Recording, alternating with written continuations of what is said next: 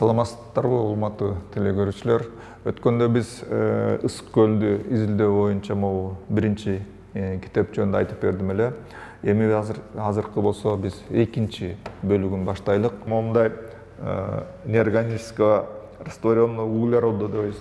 Бул жерде дагы көлдүн үстүндө ар түрлүү болуп атат да. Бул жерде өтө көбүрөөк, бул жерде азыраак.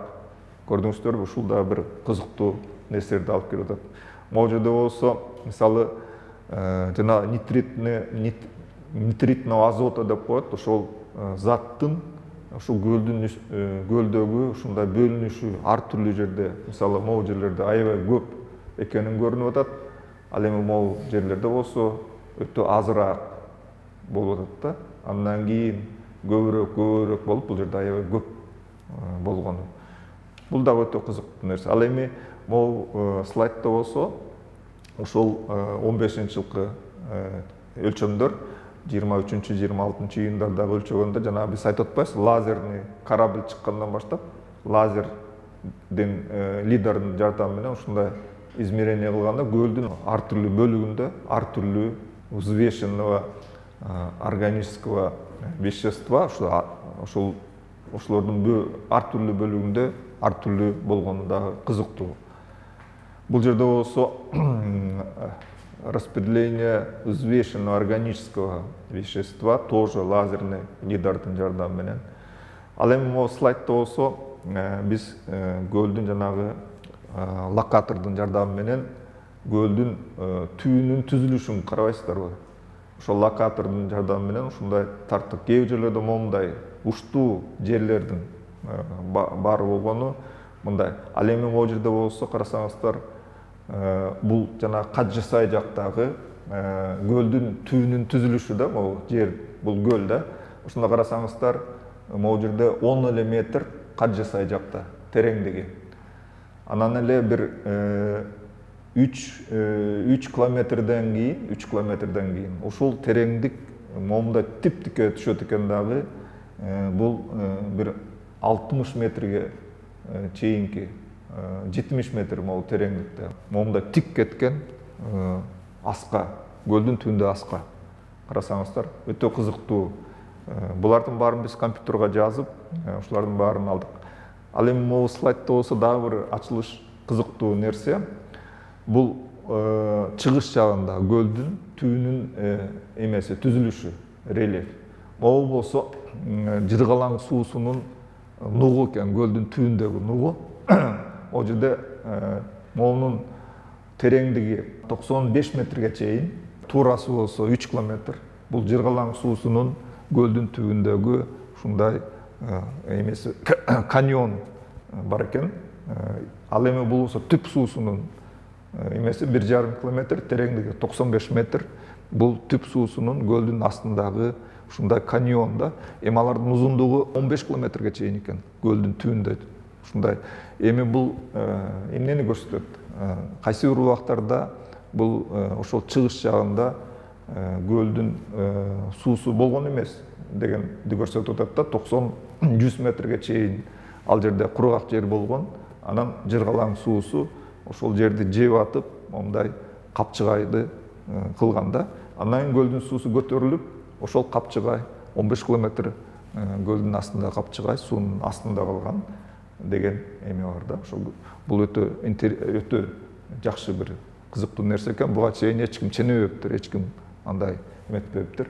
Анан эми кийинки убактарда биз ченедик да. Могу жерде болгону карасаңыздар 30 метр эле жанагы эки капчыгайдын ортосу, суунун астындагы капчыгайдын ортосу. Мисалы, Жыргалаң суусу менен түп суусунун ортосундагы түз жер бар экен. Бул жерлерде тереңдиги 30 эле метр экен. Анан бул капчыгайлар өтө чоң роль ойнойт экен да, ушу көлдү аралаштырып турганга. Себеби октябрь, ноябрь айларында көл муздаганда, 30 метр жердеги суу муздап, анан могу жердеги терең жерге муздак суу төмөн түшөт да, катуу түшөт экен да. Анан ошол Жыргалаң суусунун жанагы суунун астындагы капчыгайда чоң ушундай эме пайда кылат экен да. Суунун астындагы 15 километр жерде агымды пайда кылып туруп, анан көлдү ушул аралаштырып өзүнчө бир кыймылга алып келет экен, ушу көл муздай баштаганда.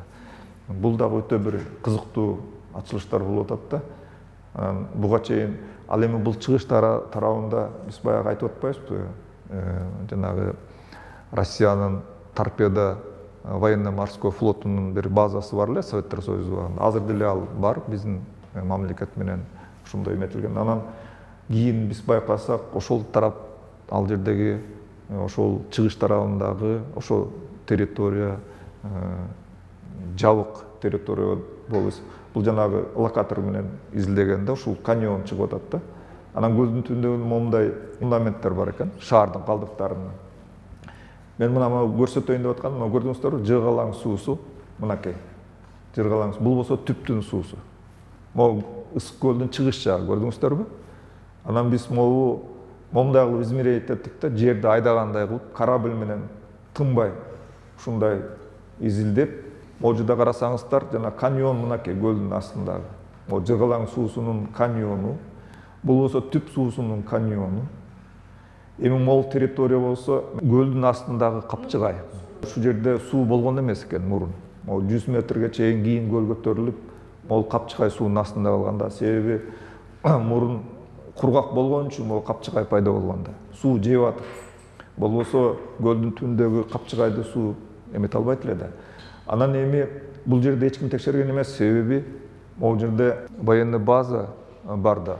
Анан ошол военный база Советтер Союзу убагында торпедаларды эметкенде, изилдеп эткенде могул ошол тереңдикте, жана мен айтып аткан 92 метр жерде ушуларды испытывать этишкен да.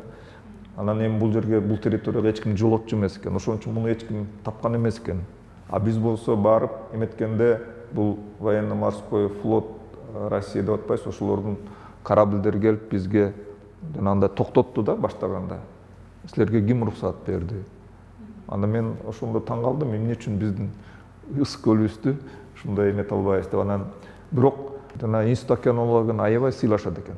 Военно-морской флот. Себеби дүйнөдөгү жана океандарда Институт океанология аябай көп изилдейт экен дагы. Ошол Министерство оборонага жана морской флот деп атпайбызбы? Ошолорго көп жакшы изилдөөлөрдү берет экен. Экинчиден, бул морской флот аларга кайрылат экен. Булар көбүнчө ошо дүйнөлүк океандарда жанагындай ар кандай подводный лодкаларында авария болот экен. Кээ бирде ракеталарын жоготуп ийет сууда. Кээ бирде бомбаларын жоготуп ийет экен. Ошондо бул Институт океанологияга кайрылат экен. Анан Институт океанология таап бергенге жардам берет. Анан бул жерден Институт океанологиянын эмесин көрүшүп, жана Завиаловдун зам директорун аябай көрүшүп, сразу айтышты да, биз силерге уруксат беребиз, пожалуйста, ченее бериңиздер деп. Анан бул Институт океанологиянын авторитети да чоң экен. Анан кийин ошонун негизинде биз момундай изилдөө кылдык да. Булар айтты, изилдөөңөрдүн негиздерин бизге берсеңиздер, биз дагы кийин колдонолук деп. Анан биз буларга бердик. Булар азыр аябай жакшы мындай эметип калды бизге. А бөлөк француздар келип текшергенде, эмелер келип, финдер келип текшергенде алар булар жака киргизбейт экен да. Жылга келишет, мисалы француздар келгенде аларга айтат, бул жерге закрытый территория деп. Бул жерде өзлөрүнүн катерлери бар экен, военный катерлери. Кадимкидей келип эле, себеби Кыргызстан менен орустардын жанагындай өкмөт аралык келишим бар экен, что бул территорияны чогуу биздин. А француздар келип, ушул ченеп секреттерди алгысы келет экен да. Эми бул эми дүйнөлүк ошондой бир эме болсо керек. Эми Кыргызстан үчүн бул эч деле мындай зыяны жок, биз үчүн бир жагынан керек деле бул. Болбосо жанагындай кээ бир өлкөлөр мүмкүн болушунча бүт-эменин баарын эле алып кеткиси бар да. Анан жанагындай мамлекет аралык документтердин негизинде балким токтотуп турган жакшыдыр деп атабыз да. Анан бул өтө кызыктуу нерсе болду. Бул ошол жөнүндө дагы айтып коеюн дедим. Бул жана чоң көрүнүшү көрдүңүздөрбү? Чоң ойткондобуз. Жана нук, суунун нуктары могу жерде 95 метр. Каньон деп атканым ушул да, узундугу почти 15 километрдей. Бул дагы ошондой экен. Анан кийин туурасы 3 километр. Бул жерде 1,5 километр. Могу жер болсо 30 эле метр тереңдиги. Бул 95 метр. Өтө кызыктуу ушул ачылыштарда. Кийинки изилдөөлөрдө акыркы 2 жылда өзгөчөлүгү ушул бизге жанагындай Германиядан окумуштуулар кошулду да. Могу Берлиндин жанында чоң көл бар экен. Ошол көлдө 130 жыл мурун түзүлгөн ушундай илим изилдөө институту бар экен. Аябай чоң институт экен. Ал ушул суунун касиеттерин текшерген боюнча, анан бюджеттери дагы алардыкы 9 миллиард доллардан ашып кетет экен. Анан ошол институттан бизге эң чоң бир окумуштуу Гроссорт, Ханс Петр деген немис окумуштуусу кошулду. Андан кийин ошол жерде иштеп аткан ушул казакстандык орус жигит Кириллин Георгий деген окумуштуу. Ошол эки окумуштуу кошулуп, акыркы 2 жылда аябай жакшы өзүлөрүнүн приборлору менен келип бизге аябай чоң ушундай жыйынтыктарды алганга жардам беришип атышат. Ысык көлгө алып барганда ушул ысык көлдү аябай жакшы көрүшүп, колунан келишинче ушундай ардактап жардам бергенге аракет кылат экен да. Анан ысык көлдү биз касиеттүү көлүбүз деп кыргыздар аябай сыймыктанабыз. Бирок ысык көлүбүз дүйнөлүк адамзаты үчүн өзгөчө бир ушундай жер деп айтсак болот да. Себеби кыргыздар эле эмес, бул дүйнөдөгү канча окумуштуулар, канча элдер келет, ушу ысык көлдү ушунчалык баалап кетишет да, ушунчалык ардактаганга аракет кылышат да. Дүйнөдө ушундай касиеттүү өзгөчө жерлер көп болот экен да. Мисалы, өткөндө Пальмираны көрсөткөндө биз аябай ичибиз күйдү эле. Пальмирадагы ушундай жанагындай талкалап музейди бузуп атканда. Себеби Пальмираны мен эсимде 5-класстан окуганбыз. Сириядагы Пальмира деген жер бар. Ушундай музейлердин сүрөттөрүн окуганбыз. Анан Пальмира деген бүт адамзат үчүн өтө касиеттүү жер болот экен да. Ал адам ошол эле Египеттеги пирамидалар, жанагындай Кытайдагы жанагындай чоң сепилдер, ушул сыяктуу эле ысык көлүбүз дагы ошо бүт адамзат үчүн бир өзгөчө жер болуп эсептелет экен. Ошон үчүн жанагы немис досторубуз келип дагы ушундай жылга катышат. Бүт баардык иштерин баарын таштап коюп катышат да. Анан аларды айтып атканым себебим ошол кийинки изилдөөлөрдүн негизинде мондай аябай жакшы чоң жыйынтыктаган ушундай бир момундай китебибиз чыкты да. Бул китептин жыйынтыктары аябай жакшы болду деп айтсам болот. Себеби мында дагы жакшы бир ачылыштар, жакшы бир кызыктуу нерселер болуп атат. Ошолордун негизги бөлүктөрүнө токтолуп кетейин. Мисалы, бул жерде да жанагы биз мурунку иштегендей ысык көлдүн картасы, андан кийин момундай кандай ченемдер болду. Бул кызыл точкалар ошо корабль токтогон кездеги момундай ченемдер.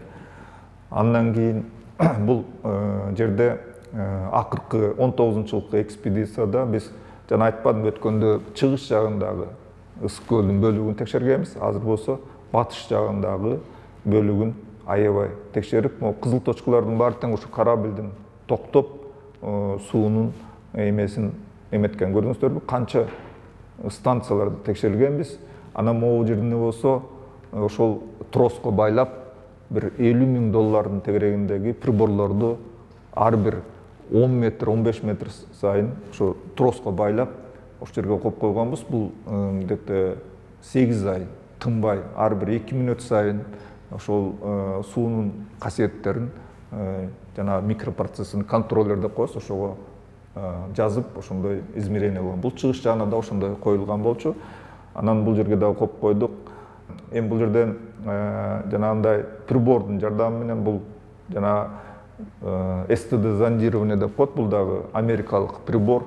Бул жерде суунун туздуулугун, суунун жанагындай ылдамдыгын, суунун температурасын, суунун жанагындай химиялык составын текшерген ушундай универсалдуу, уникалдуу ушундай прибор СТД зондирование. Бул дагы аябай жакшы прибор. Ар бир ылдый троско байлап түшүргөндө ар бир метр сайын түшкөн сайын ошол суунун бүт ар бир ошондой тереңдикте түбүнө чейин бүт баарынын ушу компьютерге жазып, анан чыгаргандан биз ал флешкасын алып туруп компьютерге салганда, компьютердагы жанагындай программалардын негизинде аябай жакшы жанагындай сүрөттөрүн, гистограммаларын, графиктерин чыгарып берет да. Бул өтө жакшы прибор. Бул аябай, бул прибордун баасы эле бир $500,000 тегеринде турат экен.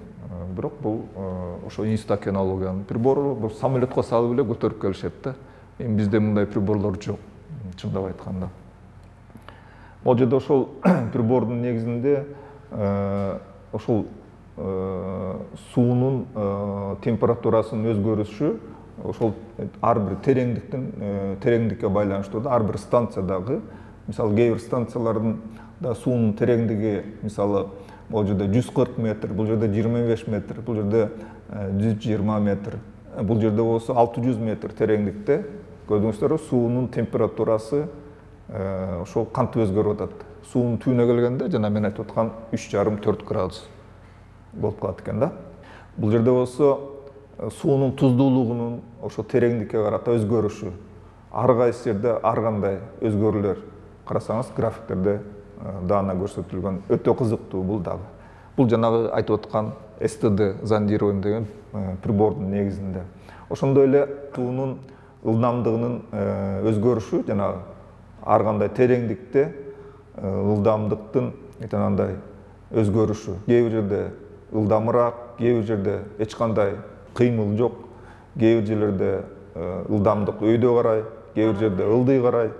Көрдүңүздөрбү, суунун багыттары ар кандай тереңдикте ар кандай өзгөрүп турат. Мисалы, могу жерде карасаңыздар, 19-станцияда ченегенде, мына 500 метр тереңдикте ченегенде үстүндөгү ылдамдык, мисалы, бияка багытталган болсо, кийинки ылдамдыктардын баары үстүнөн ылдый карай багытталган да. Ошол прибордун жардамы менен стрелка түрүндө көрсөтүлгөн да. Бул өтө кызыктуу. Көлдүн ошол үстүнөн баштап 500 метр, 600 метрге чейинки суунун кыймылы ошол терең ылдый жакка кеткен да. Бул 19-станцияда. Бөлөк станцияларда ар кандай бөлөкчө. Могул жерде болсо 19-жылкы 22 ноябрда тартылган хлорофилдин жана суунун таза эместигин ошо көрсөтүлгөн графиктер берилген. Бул жерде болсо жанагындай растворенный кислороду деп коебуз, ошонун өзгөрүүсү 15-жылдан баштап 18-жылга чейинки, мисалы 15-жылы мындай, 16-жылы мындай экен, 17-жылкы тартылышы мындай, 18-жылкы тартылышы мындай. Көрдүңүздөрбү? Жыл сайын кандай өзгөрүүлөр болуп турат. Ошону биз салыштырып, климаттын өзгөрүшүнүн касиеттери даана көрүнүп турат экен да. Бул жерде болсо неорганический кремнийдин 15-жылдан баштап 15, 16, 17, 18-жылкы өзгөрүүлөр бири-бирине салыштыргандагы ушундай графиктин ошол кремнийдин өзгөрүшү. Бул жерде болсо нитритный азот деп коебуз, ошондой материалдын өзгөрүшү. Бул жерде 15-жылкы, 16, 17, 18-жылкы кандай өзгөрүүлөр бар. Бул жерде болсо нитратный азот деп коебуз, ошонун өзгөрүшү. 15-жылкы, 16, 17, 18-жылкы көрдүңүздөрбү, салыштырмалуу кандай өзгөрүп атат. Бул жерде болсо жана мен айтып аткан лазер турат, лазер лидер момундай сууну карай атат, анан суудан кайра отражать этип, бул прибор ошо суудагы ар кандай заттардын түзүлүштөрүн бул жерге компьютерге жазып, жакшылап көрсөтүп берет да. Бул жерде ошо компьютердин негизинде тартылган сүрөттөр. Бул жерде өтө кызыктуу экен да. Ошол ысык көлдө жанагындай приборлордун жардамы менен кандай биологиялык жандыктар бар. Мисалы, көзгө көрүнбөгөн жандыктар аябай көп экен да, түрлүү-түрлүү. Карасаңыздар, ар түрлүү жандыктын ар түрлүү көрүнүштөрү да. Могу жерде туздуу, көлдүн туздуулугу көбүрөөк, могу жерде азыраак, бул жерде азыраак. Карасаңыз, көлдө ар кайсы жерде туздуулук, көлдүн туздуулугу көп, кээ бир жерде аябай аз. Могу жерде болсо жанагы биз чыгыш жагына прибор коюп тарткандан кийин карасак, жана мен айтып атпаймынбы, каньондор момундай циркуляцияны. Бул көл муздай баштаганда ошол момундай бир айланпа бул жерде пайда болот экен. Экинчи айлампа бул жерде болушу мүмкүн деп биз могу жерге приборлорду койдук элек. Анан бул приборлорубузду балыкчылар уурдап кетиптир. Анан биз азыр ушул суроо бойдон калды да. Эми бул $50 000 биздин приборлорубуз, немис досторубуз алып келген приборлор эле да.